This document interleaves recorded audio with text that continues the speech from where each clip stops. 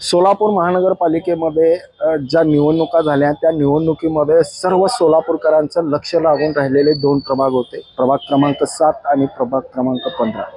प्रभाग क्रमांक 15 हा काँग्रेसचा बालेकिल्ला म्हणून ओळखला जातो, पण त्या बालेकिल्ल्यामध्ये काँग्रेसचे 3 उमेदवार हे पराभूत झाले पॅनलचे आणि एक निवडून आले, आणि ते म्हणजे EVM वर प्रश्न उपस्थित करणारे चेतन नरोटे. असं म्हणायचं का की तुमचा विजय देऊन EVM वरचे प्रश्न त्यांनी थांबवण्याचा प्रयत्न केला? हे संपूर्ण सोलापूर शहराची आत्ता मीटिंग झाली.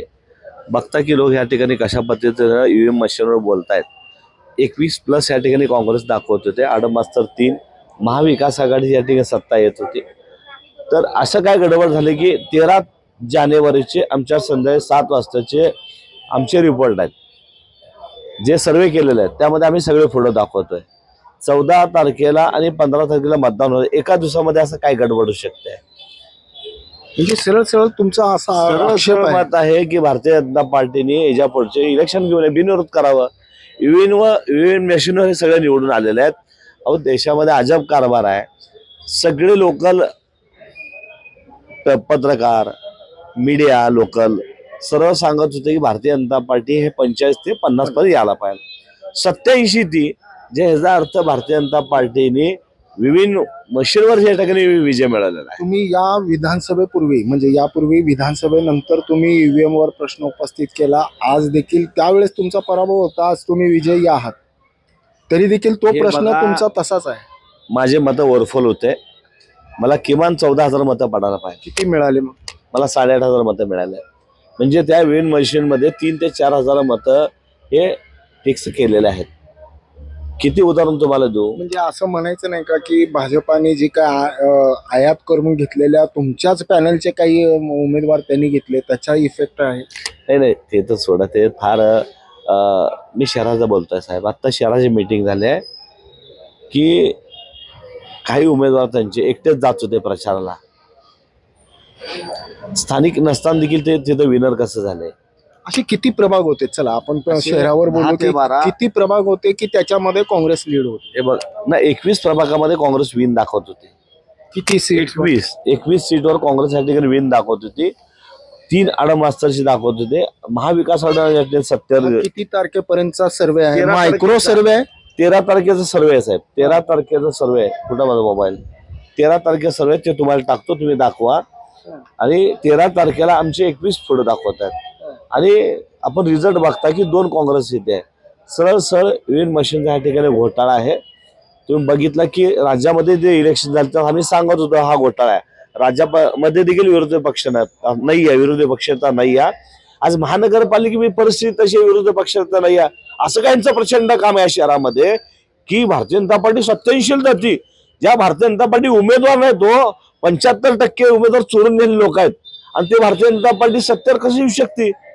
ह्या ठिकाणी असं म्हणायचं की दुखावलेला कार्यकर्ता असेल किंवा उमेदवारी मिळालेले आयात केलेले उमेदवार असताना देखील इतक्या पद्धतीनं म्हणजे दुखवलेला नाही, त्यांचा खर्च भारतीय जनता पार्टीने केला. हो, भारतीय जनता पार्टीचे जे पालकमंत्री आहेत, पोलीस बंदोबस्त त्या ठिकाणी पैसे वाटलेले आहेत. 10-11 ते बालाजी सरोवर त्यांचा अड्डा झालता साहेब.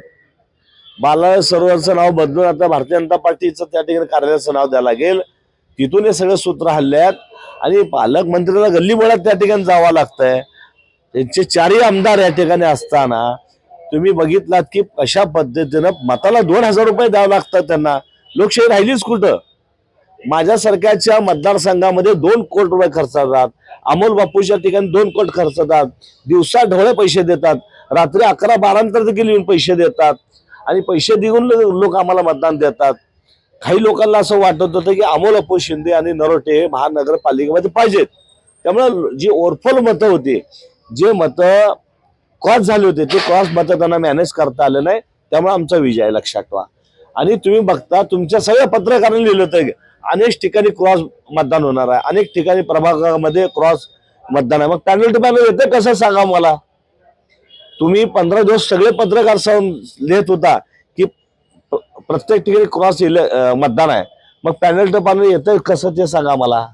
एवढ्या प्रमाणामध्ये सरळ भारतीय जनता पार्टी या ठिकाणी वोट चोरी केली आहे, आणि जोपर्यंत वोट चोरी थांबत नाही तोपर्यंत ह्या राज्यात देशामध्ये उधर आहे. निकोप लोकशाही राहणार नाही. हा, आणि एक दिवशी असा प्रसंग येईल की ज्याप्रमाणे नेपाळला झालं, जनतेने ज्यावेळेस उद्रेक होईल जनतेचा, त्यावेळेस ह्यांना ताणून ताणून लोक धोतीने मारतील, तुम्हाला सांगतो.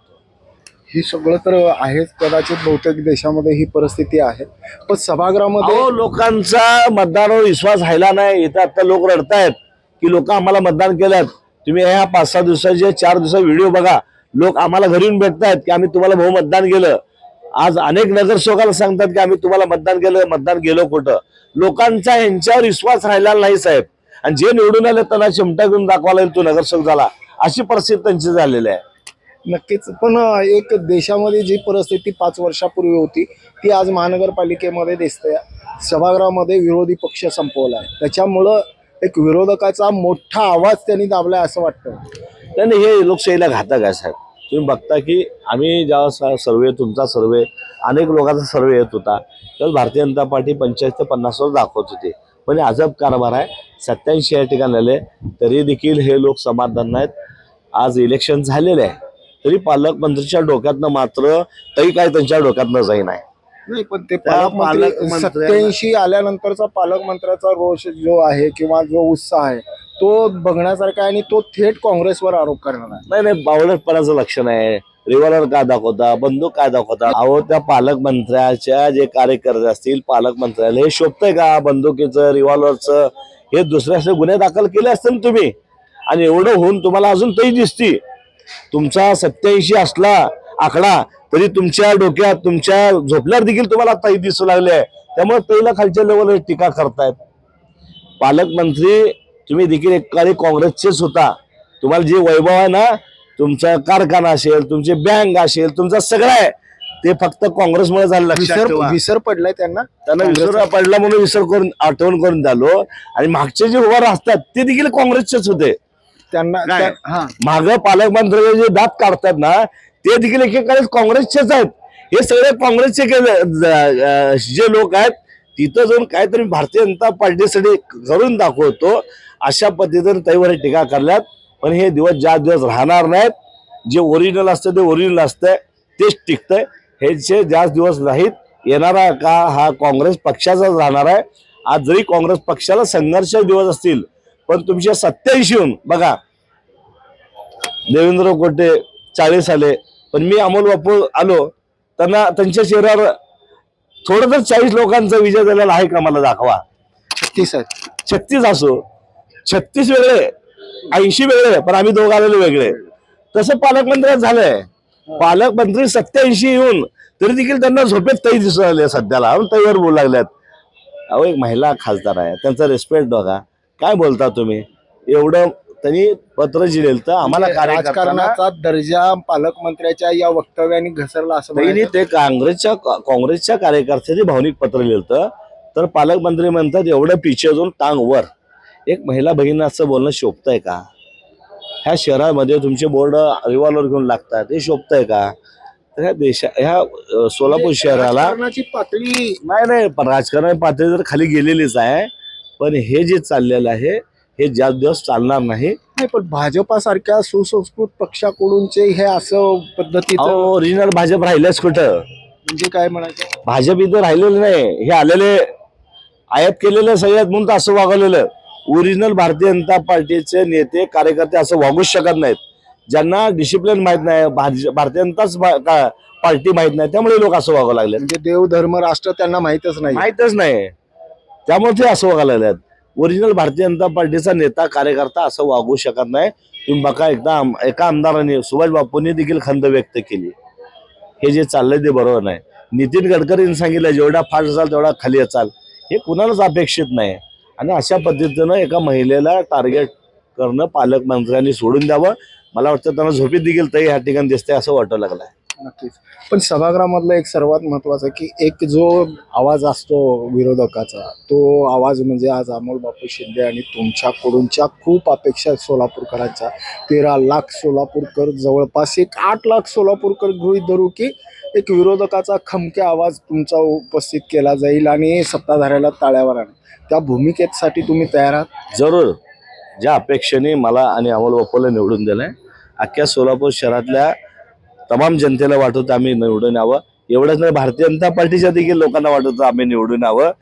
अनेक अदृश्य लोकांनी आम्हाला सहकार्य केलंय. जे कधी काँग्रेस पक्षाला मतदान केलं नाही अशा भारतीय जनता पार्टीच्या लोकांनी देखील काँग्रेसला मतदान केलंय. त्यांचा देखील आभार व्यक्त करतो. आणि येणाऱ्या काळामध्ये महानगरपालिकेमध्ये विरोधकाचा आवाज काय असतो, मी अमोल बापू आणि सपाटे असतील, आमच्यावर जे सहकार्य असतील त्या ठिकाणी विकासाच्या कामाला आम्ही साथ देऊ. पण जर चुकीचं काय त्यातून होत असेल तर त्या ठिकाणी तुटून पडू. तुम्ही किल्ला फिरून आलात म्हणून तुम्हाला कुठं चुकीचं आणि कशाच पद्धतीचं चुकीचं होणार आहे हे लक्षात येणार आहे? नाही, किल्ला फिरवला नाही, अनेक लोकांना फिरवलेला माणूस आहे. हे काय जे फार दिवस चालत नाही. अनेक पालकमंत्री मी बघितलेले आहेत. ह्या राज्यातल्या मुख्यमंत्री शिंदेसाहेब होते, उपमुख्यमंत्री विजयदादा होते. अनेक असं काळ आम्ही बघितलेला आहे. त्यामुळे असले किती जरी पालकमंत्री आले. कोठेचा किल्ला तुम्ही फिरल्यामुळे जे आहे ना, कोठेच्या कामाची पद्धत तुम्हाला माहित आहे आणि चुकीचं काम कधी आणि कसं होत आहे हे देखील तुम्हाला माहित आहे. त्यामुळे त्याचा फायदा होईल. नाही, फायदा तर हे बघा कसं आहे माहित आहे का, ज्यांनी पक्ष वाढवला, ज्यांनी भारतीय जनता पार्टी वाढवली ते गेले ना बाहेर.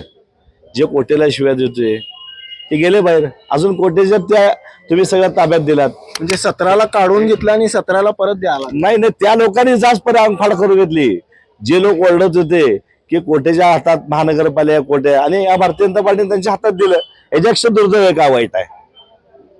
अरे म्हणजे गंभीर आहे. एक प्रश्न असा आहे की बाबा MIM काँग्रेस हे जर का दोन पक्षाचे समीकरण घेतलं तर 10 होतात. 10 मध्ये जर त्यांच्याकडूनचा एक असा 15 होता. 15 होतात. प्रस्ताव असा आहे की एक कॉप्ट द्यावा आणि आम्ही त्यांना विरोधी पक्षनेता पद द्यायला तयार आहे. नाही, अजून आमची बैठक व्हायची आहे. बैठक झाली मी तुम्हाला निश्चित सांगेल. पण येणाऱ्या काळामध्ये काँग्रेस त्या ठिकाणी 2 जरी असलं आणि अमोल बापूचे 4 जरी असले तर आम्ही त्या ठिकाणी विरोधी पक्ष होईल. विरोधी पक्ष नेता ते मी आता नियमावली बघतोय. नियमावलीमध्ये कसं बसता येईल ते बघून आम्ही त्या ठिकाणी ठरवू. MIMची ह्याच्यामध्ये मदत होईल नाही. म्हणजे काल लोक आम्हाला येऊन भेटून गेलेले आहेत. त्यांचा देखील आकडा 8 वर आहे, आम्ही 7 वर आहे आणि टोटल आम्ही 15 वर आहे. तर आम्हाला देखील निश्चित बसावं लागेल शहराच्या विकासासाठी आणि विरोधी पक्ष राहणं गरजेचं आहे. त्या दृष्टीने आम्ही पाऊल उचलू. सभागृहामध्ये विरोधी पक्ष राहणं गरजेचं आहे आणि त्यासाठीची तडजोड MIM, शिवसेना आणि काँग्रेस हे करेल. आणि एक कॉप्ट गेला तर बाकीचे 5 वर्ष हे विरोधी पक्ष नेता म्हणून ह्या इतर मित्र पक्षांमध्ये विभागून ते पद घेतलं जाईल आणि सभागृहामध्ये विरोधी पक्षनेता निश्चित आणि असावाच या हेतून ती राजकीय खेळी खेळली जाणार आहे. ब्रेन न्यूज करता यासिन शेखसह मी नितीन पाटील.